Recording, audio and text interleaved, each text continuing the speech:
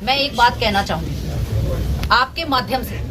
मैं हर उस युवा को, हर उस युवती को और हर उस व्यक्ति को आह्वान करना चाहूंगी जो चाहे तो किसी राजनीतिक दल से जुड़ा है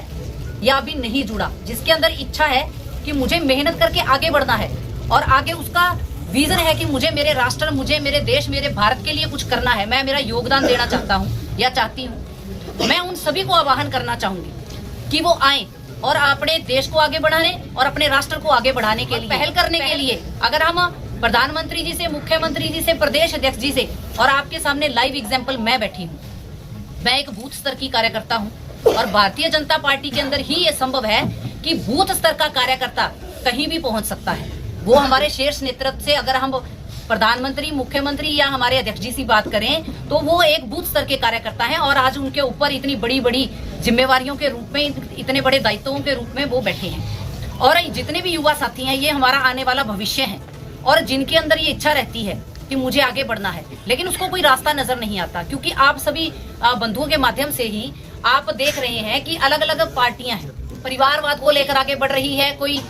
एक पर्टिकुलर भाई भतीजावाद को लेकर आगे बढ़ रही है, लेकिन भारतीय जनता पार्टी केवल एक ऐसी पार्टी है जिसमें अगर आपने मेहनत करी है तो आप आगे निश्चित रूप से बढ़ोगे। तो उनके लिए ये आगे बढ़ने का, देश को आगे बढ़ाने का सबसे बड़ा अगर कोई माध्यम हो सकता है तो केवल और केवल हम सबके पास एक विकल्प है, वो है भारतीय जनता पार्टी। तो मैं सभी युवाओं को खुले दिल से आह्वान करना चाहूंगी कि वो सीधे तौर पे मुझसे आकर मिले और हम सब मिलकर हमारे राष्ट्र को, जो 2027 तक हमारा एक सपना है कि हमें हमारे भारत को विकसित रूप में लेके जाना है, हमें आगे बढ़ना है, उस सपने को साकार करने के लिए पहल अगर हमने करनी है तो हमें भारतीय जनता पार्टी से बड़ा विकल्प और कोई नहीं मिल सकता।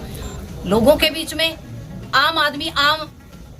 सिर्फ नाम की आम आदमी है, लेकिन अगर आम आदमी के काम की अगर कोई पार्टी है जिसने आम आदमी के लिए अगर कोई काम करके दिखाया है तो केवल और केवल एक पार्टी ने करके दिखाया, वो भारतीय जनता पार्टी ने करके दिखाया है। ये मैं सब आपके माध्यम से ये सभी को आह्वान करना चाहूंगी कि वो आए और अपने राष्ट्र निर्माण के लिए अपना योगदान दें, अपना कदम बढ़ाएं और कदम से कदम मिलाकर जब हम सब लोग चलेंगे तो हमारा जो एक विजन है बड़ा क्लियर है कि हमें भारत को विकसित राष्ट्र बनाना है। तो विकसित राष्ट्र बनाने के लिए मेरा सभी से आह्वान है कि वो आए और खुले दिल से आए और मेहनत करें और आगे बढ़ें।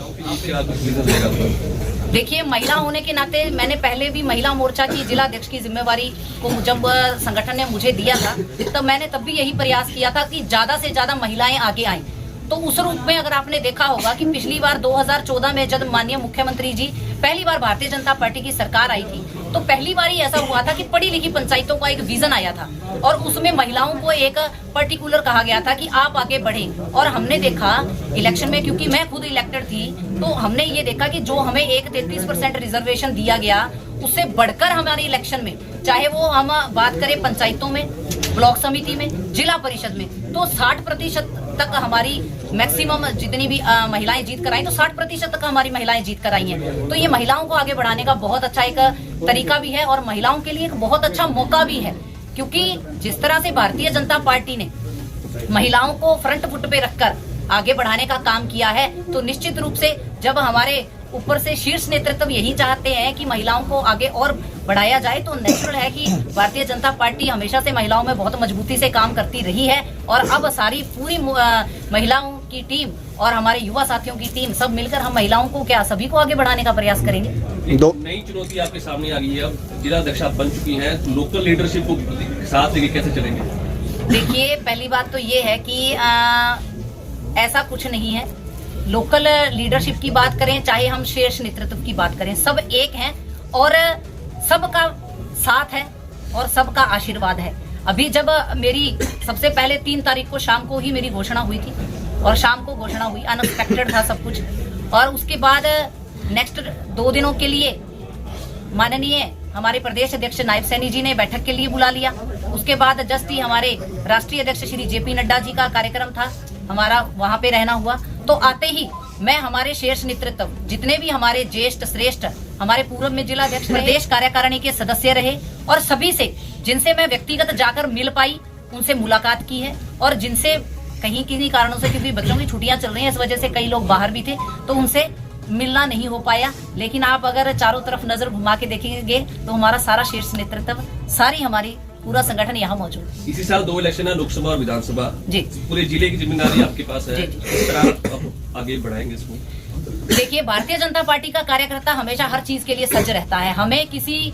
चुनौती से डर नहीं लगता, क्योंकि हम तो चुनौतियों से गढ़कर ही आगे बढ़े हैं। और जहां तक इलेक्शन की बात है, तो इलेक्शन तो हमारे लिए पर्व का काम होता है। जैसे एक हम दिवाली का इंतजार करते हैं, हम लोहड़ी का इंतजार करते हैं, हम वैसाखी का इंतजार करते हैं, उसी तरह से हम लोग इलेक्शन का इंतजार करते हैं। तो हमारे लिए एक बड़े पर्व की बात है, बहुत बड़े पर्व हमारे सामने हैं, और पर्व को खुशी से मनाते हुए और विजय श्री का ध्वज लहराएंगे। 2019 में आपने कोशिश की थी कि अन्नाबाद से चुनाव लड़ सके, लेकिन पॉसिबल नहीं हो पाया। इस बार 24 में क्या स्थिति रहेगी, इलेक्शन लड़ेंगे? देखिए, मैं भारतीय जनता पार्टी की एक कर्मठ सिपाही हूँ, और सिपाही को जो